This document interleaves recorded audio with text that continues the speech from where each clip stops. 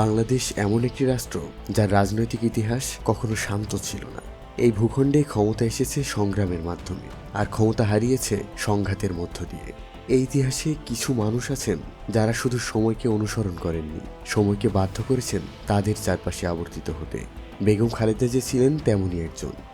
তিনি রাজনীতিতে এসেছিলেন কোনো পরিকল্পনা নিয়ে নয়, বরং ইতিহাসের নিষ্ঠুর প্রয়োজনে। 1945 সালের 15ই আগস্ট দিনাজপুরে জন্ম নেয়া খালেদা খানমের জীবনের শুরু ছিল নিভৃত, সংযত ও ব্যক্তিগত। তিনি ছিলেন এক শিক্ষিত গৃহিণী, রাজনীতির কোলাহল থেকে দূরে থাকা একজন মানুষ। তার জীবনে রাজনীতি আসে স্বামীর হাত ধরে। জিয়াউর রহমান, মুক্তিযুদ্ধের ঘোষক, সেনাপ্রধান এবং রাষ্ট্রপতি। কিন্তু খালেদা জিয়া ছিলেন তার নীরব সঙ্গী, মঞ্চের বাইরে থাকা এক অবিচল উপস্থিতি। 1971 সালের মুক্তিযুদ্ধ দেশকে বদলে দেয়, কিন্তু খালেদা জিয়াকে বদলাতে আরও একটি নির্মম ঘটনা অপেক্ষা করছিল। 1981 সাল, একটি সামরিক অভ্যুত্থানের মধ্য দিয়ে শহীদ হন রাষ্ট্রপতি জিয়াউর রহমান। এই হত্যাকাণ্ড কেবল একটি রাজনৈতিক হত্যাকাণ্ড ছিল না, এটি একটি পরিবারের ভাঙন, একটি দলের শূন্যতা এবং একটি নারীর জীবনের সম্পূর্ণ রূপান্তর। এই মুহূর্তে ইতিহাস তার সামনে দুটি পথ খুলে দেয়, নীরবতা অথবা দায়িত্ব। খালেদা জিয়া বেছে নেন দায়িত্ব। অনিচ্ছা, দ্বিধা এবং গভীর ব্যক্তিগত শোকের মধ্য দিয়েই তিনি রাজনীতিতে প্রবেশ করেন। 1984 সালে তিনি বাংলাদেশ জাতীয়তাবাদী দলের নেতৃত্ব গ্রহণ করেন। এই সিদ্ধান্ত তাকে রাজনীতির কেন্দ্রে এনে দাঁড় করায়, একটি কঠোর, নিষ্ঠুর এবং পুরুষতান্ত্রিক ব্যবস্থার মুখোমুখি করে। 80-র দশকে বাংলাদেশ ছিল সামরিক শাসনের অধীনে। গণতন্ত্র তখন ছিল নিয়ন্ত্রিত, আর বিরোধিতা ছিল ঝুঁকিপূর্ণ। এই সময়ে খালেদা জিয়া রাজপথে নামেন। তিনি আন্দোলন করেন, গ্রেফতার হন, বারবার গৃহবন্দী থাকেন, কিন্তু তিনি আপোষ করেননি। তার রাজনীতি ছিল প্রতিরোধের রাজনীতি।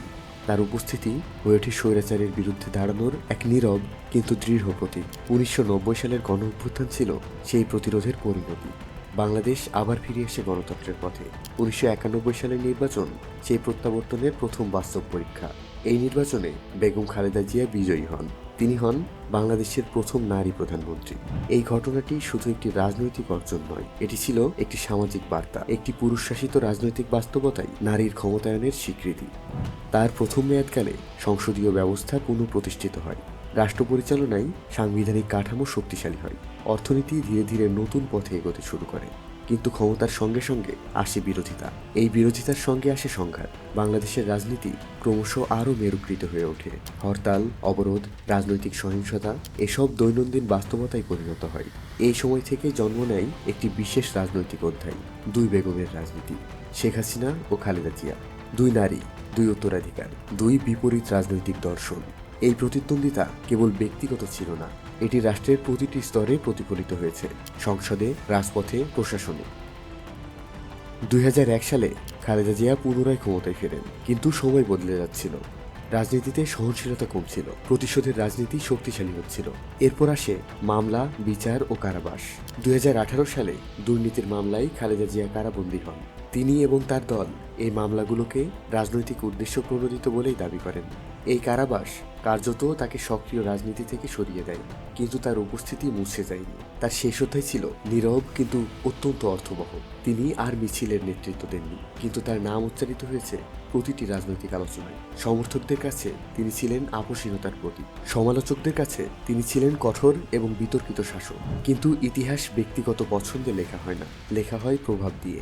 বেগম খালেদা জিয়া বাংলাদেশের রাজনৈতিক ইতিহাসের এক অনিবার্য অধ্যায়। তিনি প্রমাণ করেছেন ক্ষমতা ক্ষণস্থায়ী, কিন্তু অবস্থান স্থায়ী হতে পারে। সময় চলে যায়, নেতৃত্ব বদলায়, কিন্তু কিছু নাম ইতিহাসের ভেতরে স্থায়ী হয়ে যায়। বেগম খালেদা জিয়া একটি নাম নয়, একটি যুগ, একটি দীর্ঘ রাজনৈতিক সংগ্রামের প্রতিচ্ছবি।